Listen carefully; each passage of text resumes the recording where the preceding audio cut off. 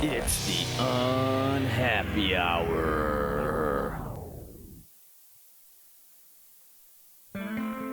Broadcasting to you live from the Milky Way galaxy, the solar system, planet Earth, North America, the United States of America, California, Los Angeles, to be specific. Hello, everybody, and welcome to another episode of the Unhappy Hour here on the TNAM Radio Network. My name is Brian Engelman. I am your host, as I have been for the past 5 freaking years. Yes, half a decade already. May Day 2016.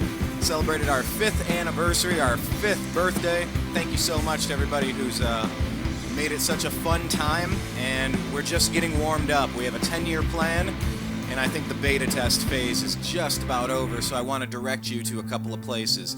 First off, it's our newest outlet, Instagram.com/thenewamericanmedia. I think we got amazing content over there, funny stuff, good stuff, introspective stuff, timely stuff. Check it out, including a picture of Donald Trump and Hillary Clinton merged as one human being that will probably give you nightmares throughout 2016 and beyond. So be sure to check that out. Also subscribe, youtube.com/thenewamericanmedia. Leave your comments, check out our archives of the past few years, and go to thenewamericanmedia.com with our TNAM radio button, where you can click play to listen live, and you can also link up with us on Facebook from there.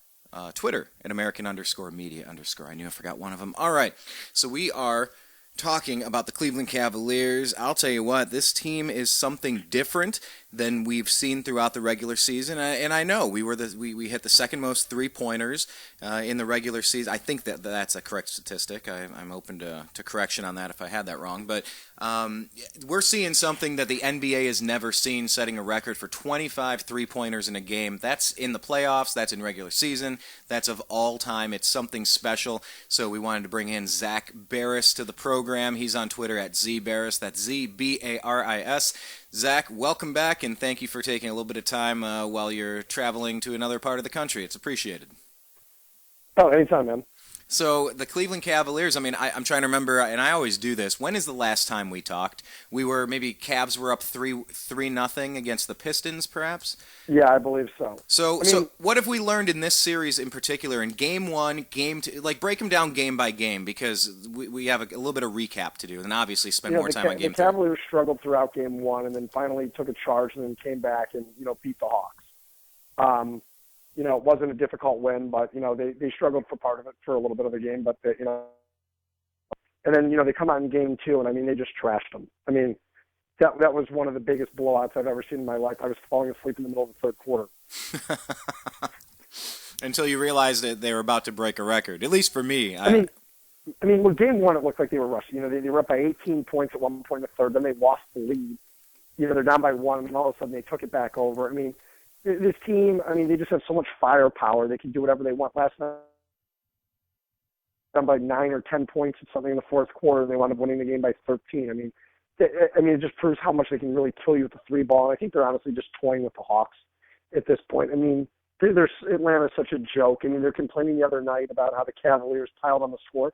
Well, why don't you play some defense and score some freaking points? It is not that difficult to score some points in a game. You know what? If you get beat by 40-something in a playoff game, you're not putting in max effort. You're a playoff team for a reason. You're there for a reason. You should be putting up max effort. I don't have any objection to what the Cavaliers did. And honestly, the team steamrolled the Cavs by 45 in the playoffs. I would say you need to play harder. I wouldn't get pissed that another team piled on the score. And you know what I posted? It was, I don't know, maybe an ESPN article or something I saw. And I said, you know what? I would get tired of this if, even as a Cavs fan, let alone a Hawks fan, I would get tired of it if the Cavs set a slam dunk record. A slam dunk record in your face and really rubbing it in is one thing. But what do you want us to do? Dribble out the clock and have a shot clock violation anyway? I just played Tracy McGrady when he went off, and I don't know how many points that was and how many seconds, but he just single-handedly took over that fourth quarter against the Spurs. You probably know what I'm talking about, Zach. But, the point is you don't let your foot off the gas, because then you can have John Elway drive 98 yards. Then you can have any number of bad things happen. You never know what can happen in a game, and that's why you always play 100% until the very end, because you don't want to sit there and potentially give up a record-breaking lead, and lose the game. Yeah, you're up by 43 points a quarter, but still, you don't want to give up that lead, and I don't blame the Cavs for keeping their foot on the gas the entire time. I mean, what Dave Lou has done throughout the playoffs, I mean, they're 7-0 right now, and in and Gundy had never been swept in a series up until this point. I said the Cavaliers would win it in 4. I'd be shocked if they would have won it in 5 or anything more than that. And I said this series again, they should win it 4. With the East and with the way the Raptors pace the Raptors Heat series, like Cavaliers should sweep either one of those teams. Yeah, I mean, to wrap up the Hawks thing in Game 2, it was just, you want us to shoot from half court? I mean, we're taking 3-point shots. That's the furthest rational basketball play away, unless you're trying to beat the clock and something weird happens. Brian, they shot 56% last night from 3-point range, made 21 of them. They made 25 the other day, shooting, I believe it was over 60%. Hang on. Repeat that for me one more time. Say that one more time, that statistic. They made 21 3-pointers last night, shooting 56%. From 3-point land. Wow. The other game, they made 25. They are just shooting the ball lights out. Their ball movement on offense, they're able to create open shots throughout the entire game. I mean, it just looks like it's so easy. The fluidity of their offense is the best I've ever seen from any team. And it's not like, again, you're not facing the Sacramento Kings here. You're not facing, you're not facing the Los Angeles Lakers. You're facing playoff teams. You're facing teams that were above 500.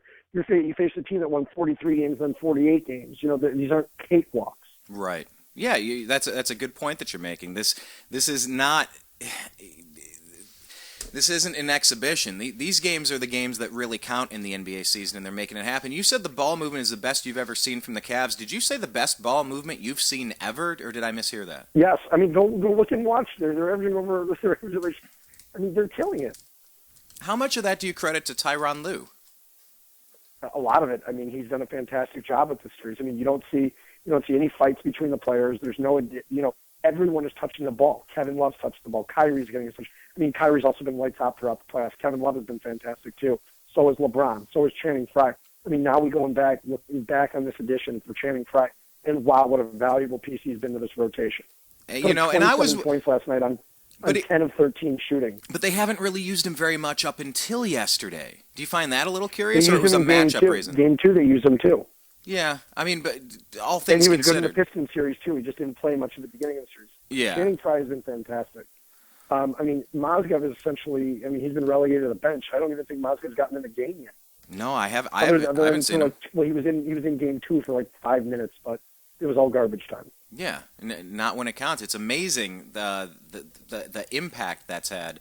And Channing Frye just I like I'm listening to LeBron James interviews, and he just keeps talking about how we always want Channing to take the shot. You get a shot, shoot the shot. Don't think about it. Don't overthink it. We get it to you, just grab it and shoot it. We're passing it to you so you can shoot it. When Channing Frye's in the game and he can keep 5 guys sitting on the perimeter at any point when he's in the game, I mean, it's pretty impressive. When you've got Kevin Love, Channing Frye, LeBron, JR, and Kyrie in the game all at one point, you have 5 guys on the floor that can take a 3 at any given point. That actually is... It is so impossible to defend. Well, wait. Not Tristan. Okay, sorry. He can't even hit free throws. What's going on with the Tristan, Hack-a-Tristan? What the heck do we do with that? I mean, we're probably going to see more of it. I don't think it's coming to a point where it hasn't killed them yet. So, and Tristan's usually a pretty decent free throw shooter.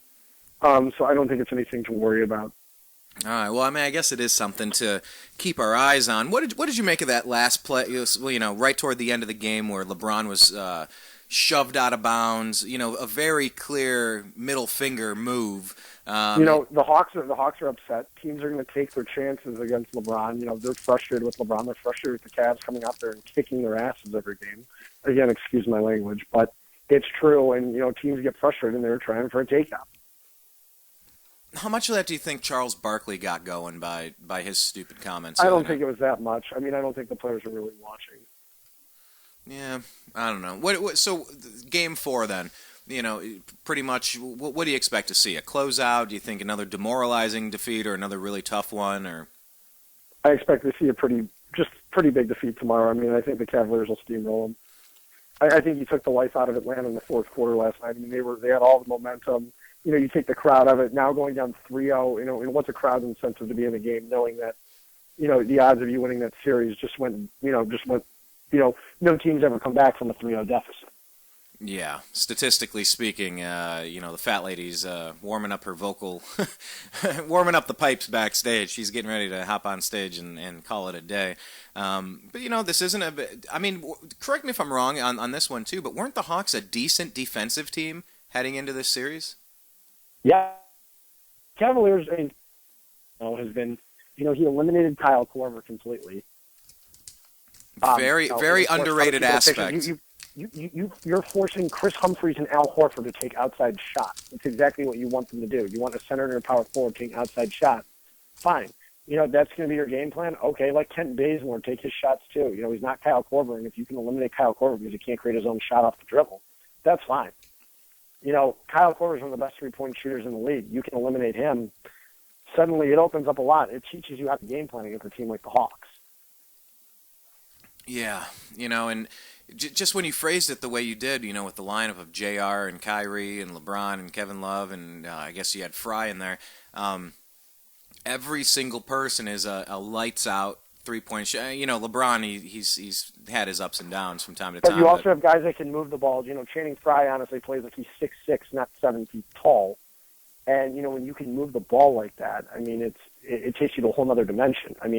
Because you've got Channing Frye, all these guys can play outside on the perimeter, and basically you've got 3 guys in that lineup that can take it to the post. Even 4 at any point. Kyrie can drive. JR is not the guy you want driving. JR is usually going to sit around the three-point line. Channing Frye can go and take it. Channing Frye can still, play down low. You've got Kevin Love and you've got LeBron. So at any point, it just allows you to, totally change up your offense at any point, and that's just what the Cavaliers have done. They're not a one-dimensional team. They can do just about anything. You can score inside. You can use a mid-range jumper. Kyrie's taken it to a whole other level this postseason. He has. Whole other level.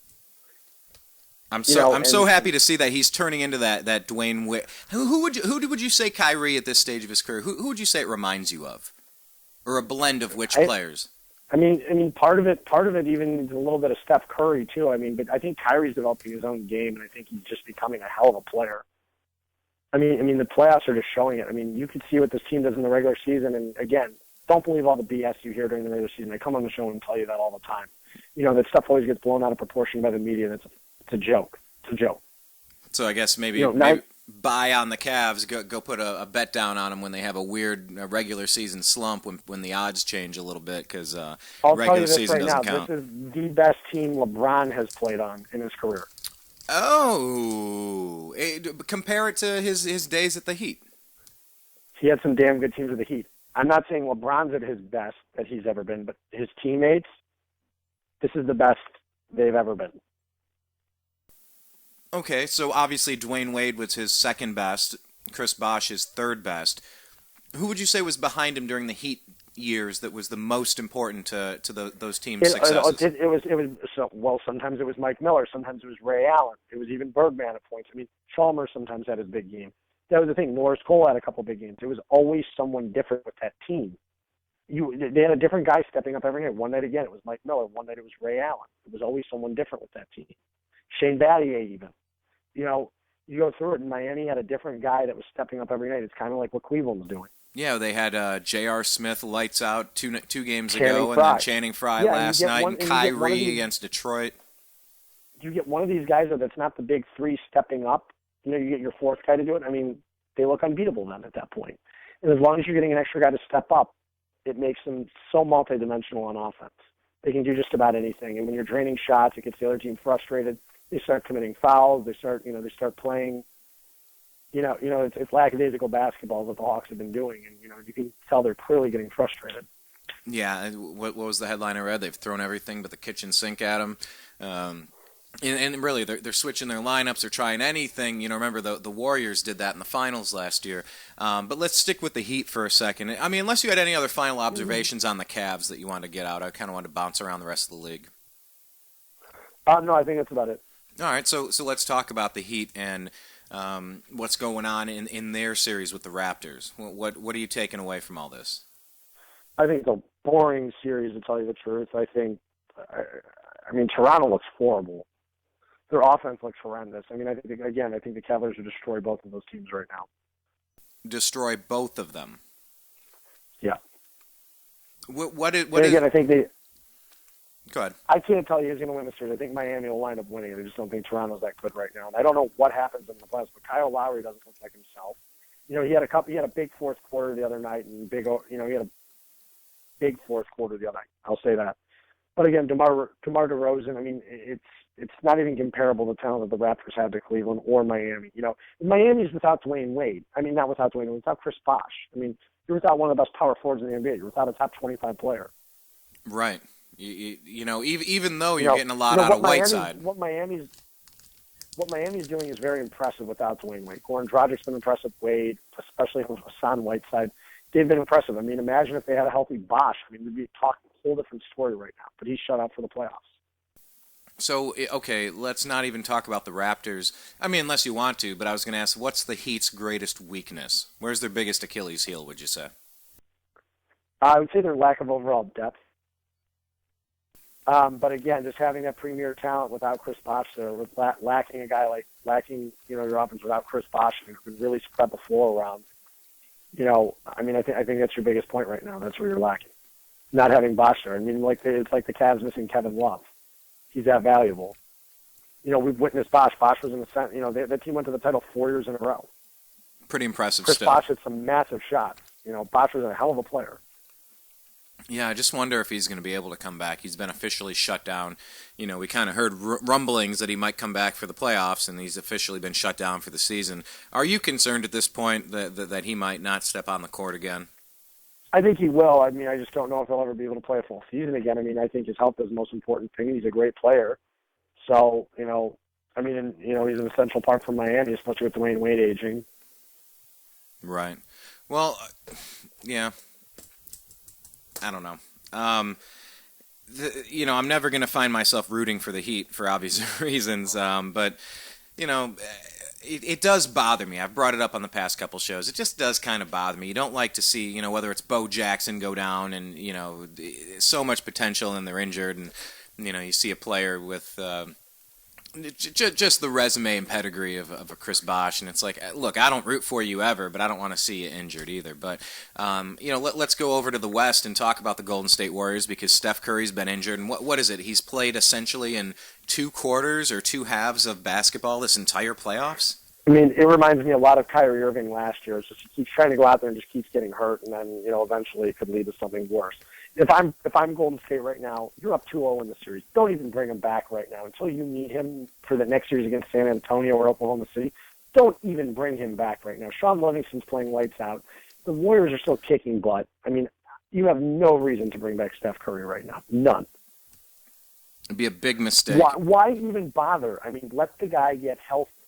Do not rush him back. You don't need him for this series right now. And God forbid the series is tied up at 2-2, or God forbid you're down 3-2. You're down 2-3 at one point. Then fine, bring him back. But right now you don't need him. You got a minimum of 6 more days of rest. Minimum. Did you find it weird, the scheduling quirk that gave him so many more days off in between games? Not so much. It's not the NBA planned it like that. I mean, it just is what it is. I mean, but again, the Warriors need Steph to be healthy in order to beat San Antonio. Yeah, and I just wonder. I've said it all year. All year long, the Warriors were chasing that 73, trying to be the best regular season team, and they put extra miles on these guys.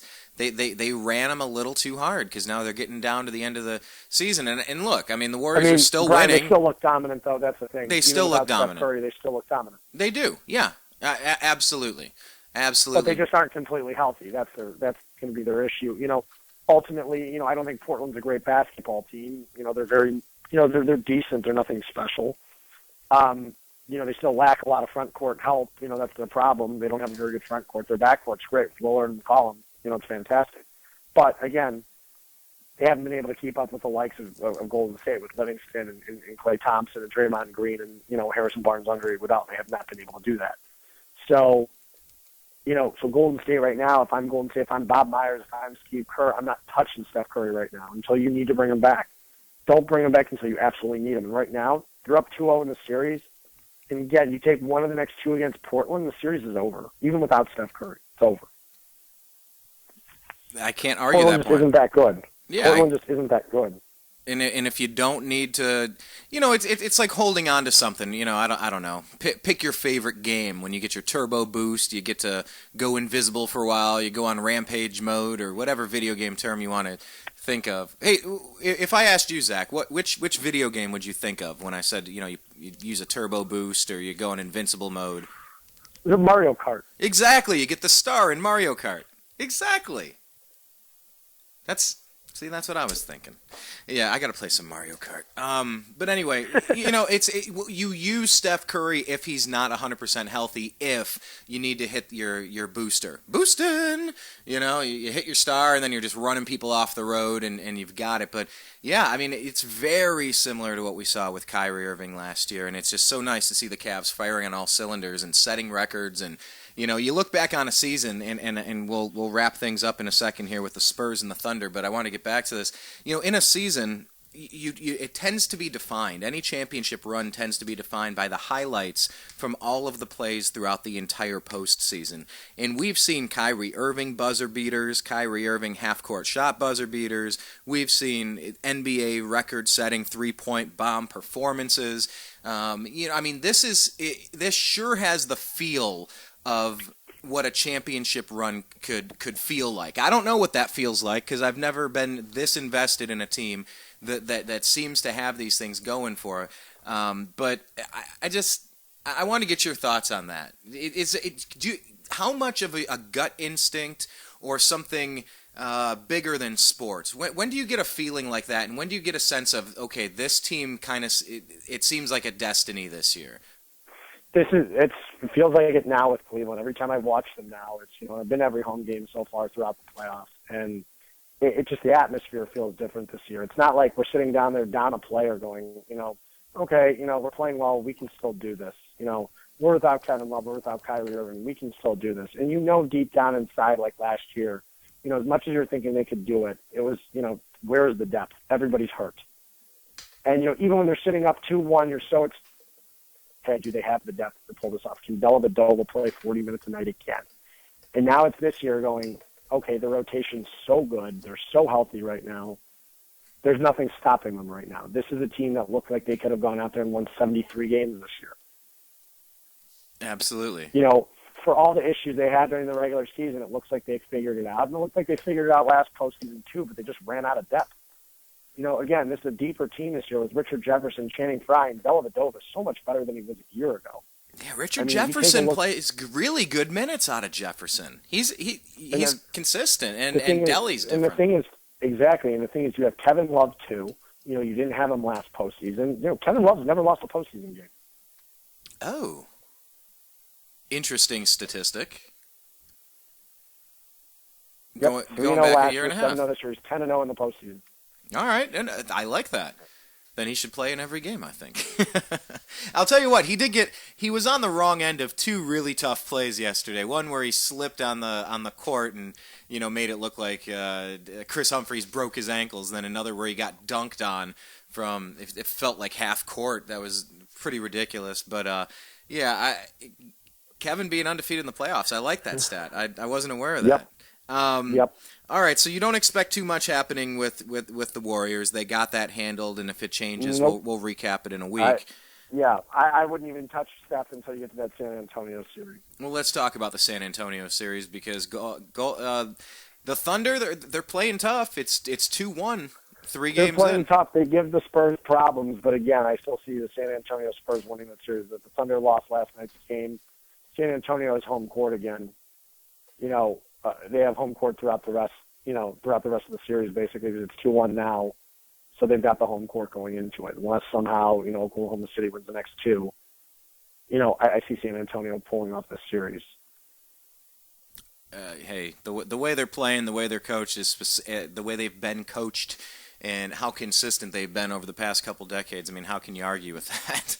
And I have to say, the Deion Waiters play, the inbound play in Game 2 was the most ridiculous play I've ever seen in my entire life. Thank you for bringing that back. That whole sequence was the most ridiculous play I've ever seen in my entire life. Did you see that meme where there were like 6 different infractions on the same play and none of them were called? Yes. Someone grabbed Steven Adams. I mean, it was one thing after another. Yeah, it's different city, still a bum. I think that's the meme we put together on the Unhappy Hour. Oh, by the way, if you guys aren't linked up on Facebook, you need to do a search. It's a private Facebook group. It's called The Unhappy Hour Sports Show. The Unhappy Hour Sports Show. But yeah, I think Greg made a meme of that. We were talking about it. Different city, still a bum. He's not our problem. Addition by subtraction. I'll take it. Well, anyway, let me let you get going unless you had any thoughts if you wanted to wrap up the Browns draft or what we've seen out of the Indians sweeping the Tigers two times. I think I'm all good. All right, buddy. Well, thank you so much for joining us. We will do this again, and on Twitter, you are at ZBaris. That's ZBARIS. We'll try to do this again, I don't know, maybe next week, if not sooner, depending on the stories that are coming out, and we'll talk to you again then. All right, buddy? Sounds good, Brian. I'll talk to you later. Yeah, enjoy the rest of your trip, and we'll talk again soon. And for everybody out there in the TNAM radio network, I just want to say thank you.